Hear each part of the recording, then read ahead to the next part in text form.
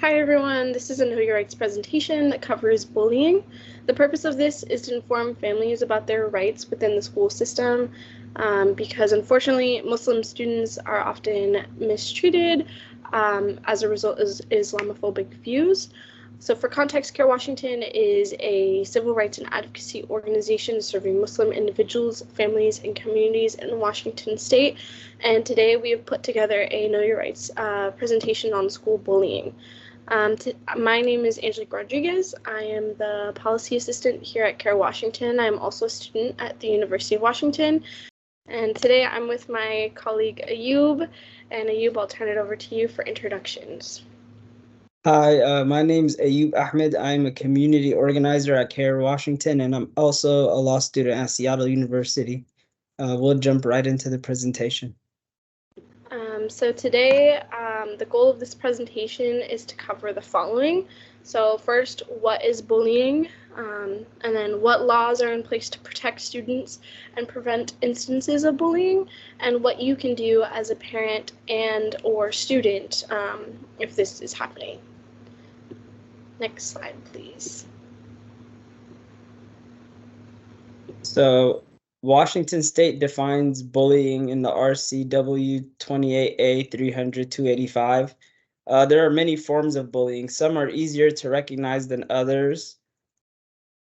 The Washington law prohibiting bullying and harassment in schools was first passed in 2002. It has changed a couple of times since then to include electronic or online bullying and to require each school district to adopt a state model policy and procedure on preventing and responding to harassment and bullying. The law makes each school district responsible for addressing harassment and bullying in its schools. Next slide, please. So here are a few examples of what bullying may look like in context for Muslim students. Muslim student is being bullied because she wears a hijab. A student is being bullied because he does not eat pork or made fun of for that reason, or any type of jokes regarding pork in terms of the context to a Muslim student. A child is told to go back to your country by classmates. A lot of times, some of these jokes are passed off as light humor, but they have very deep Islamophobic contexts, and people should address it when they see it fit. Next slide, please. So bullying has clear impacts. So for starters, it can cause a child harm psychologically. This includes being withdrawn, suffering from depression, anxiety, loneliness. This also, studies have shown, has a drop in academic achievement. So this, as a result of this, kind of creates even more issues in terms of economic mobility as a result of lowering academic achievement.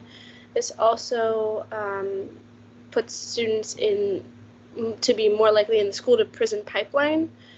School-to-prison pipeline is a term that describes the tendency of some students, especially those from disadvantaged backgrounds, to be pushed out of school and into the criminal justice system. And then it also impacts mental health.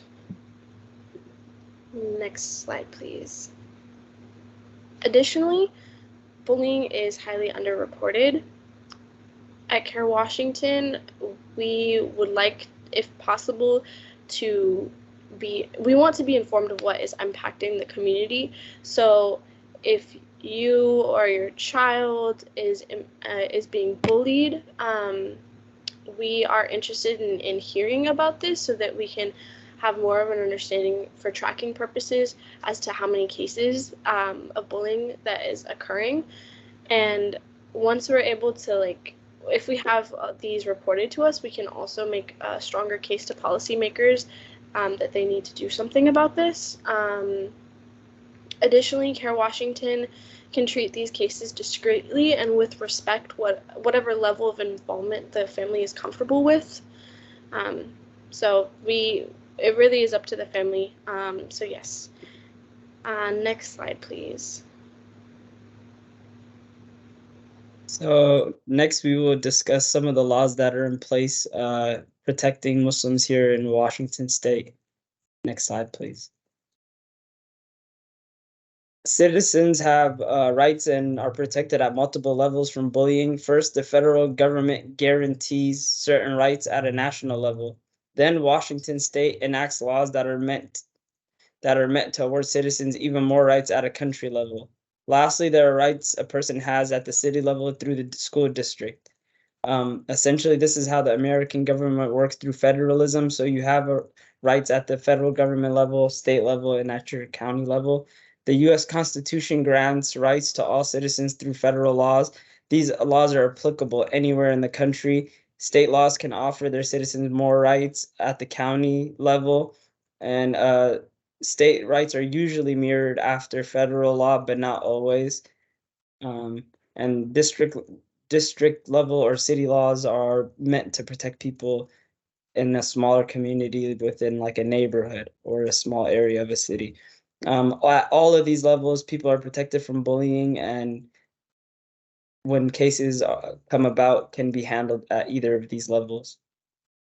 Next slide, please. So in terms of the school district in Washington State level, there is, in Washington State, we have the prohibition of harassment, intimidation, and bullying, also known as HIB for short, and it is recognized as law. So in Washington State, HIB outlines the state model policy that the district superintendent will appoint a compliance officer as the primary district contact to receive copies of formal and informal complaints and ensure policy implementation.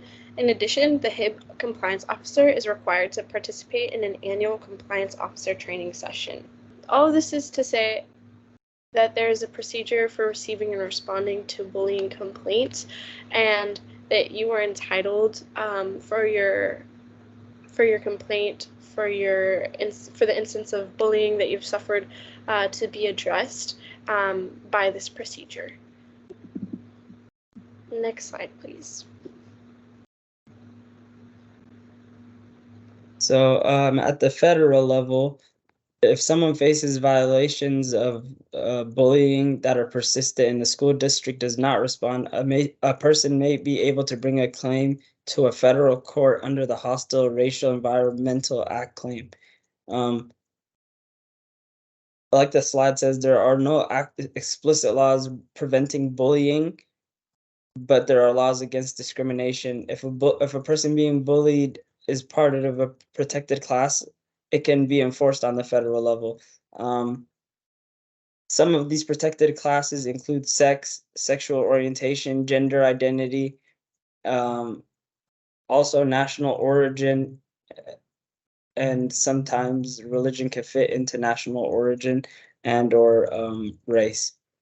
So the Racial Hostile Environmental Act claim is useful under bullying claims because often if somebody's being bullied, it is a hostile environment for them. The main important part for that claim is that the school district is not responding to the claim. So you would essentially have to file a claim at the district level before you could enforce a federal claim.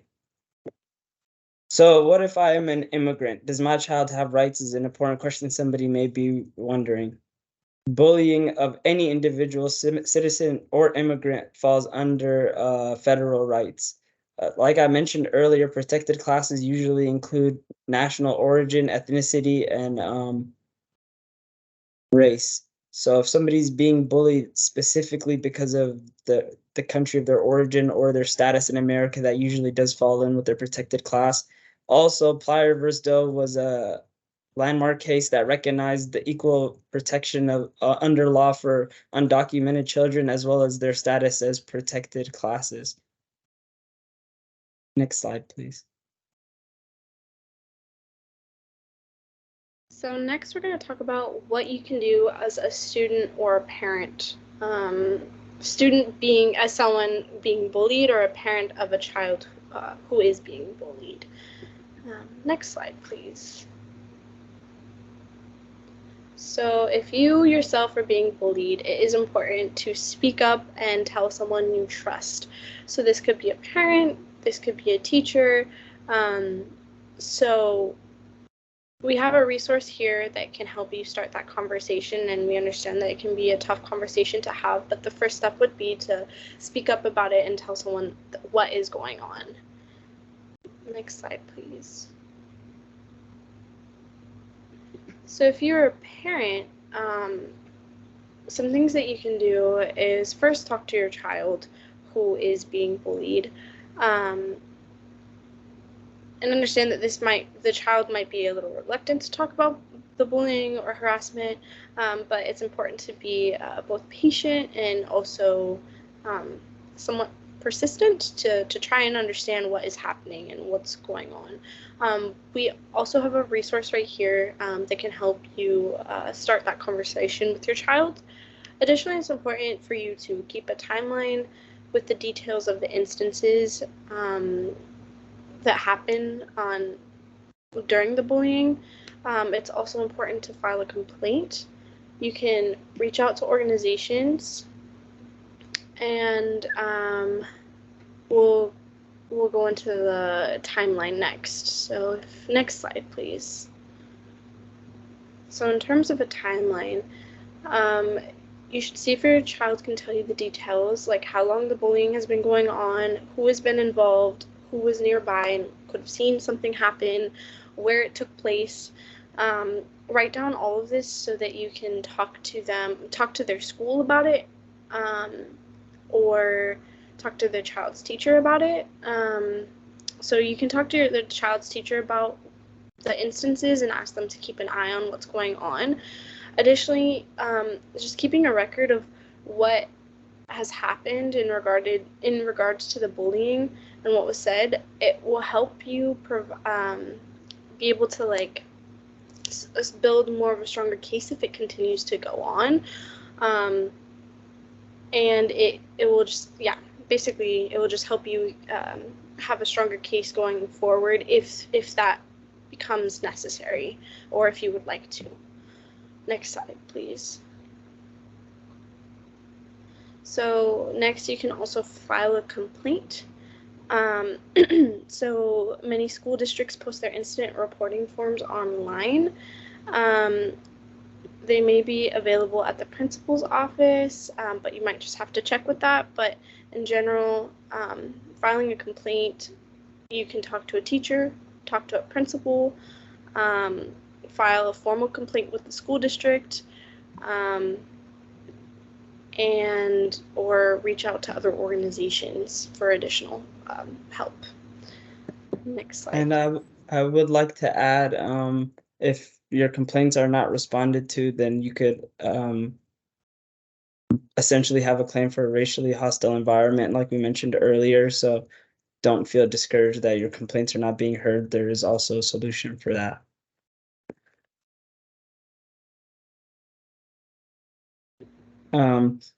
The next step also would be to reach out to organizations. If you're familiar with any that could be useful, or we would recommend also reaching out to CARE Washington. We have a legal civil rights team with extensive experience handling school bullying cases.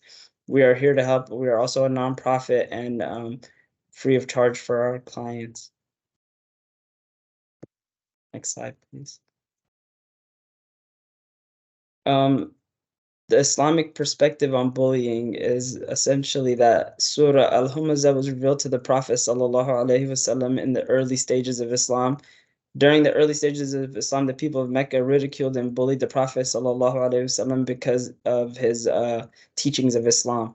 Allah revealed Surah Humazah as a warning to people who mock, backbite, and slander others, especially the part that says, "Woe to every scorner and mocker," which was giving heed to the people who were bullying the Prophet. So Islam has a clear stance against bullying as well. Next slide, please. So lastly, we just want to leave you with some resources to check out. We understand that this can be a very stressful and daunting process. We hope that we helped demystify the process. And if you want to learn more, be sure to check out our Instagram, and be sure to check out our Know Your Rights website, where we're continuing to add more content like this. So thank you so much for watching and being here with us, and big shout out to my coworker Ayoub. And yeah, I think that's everything.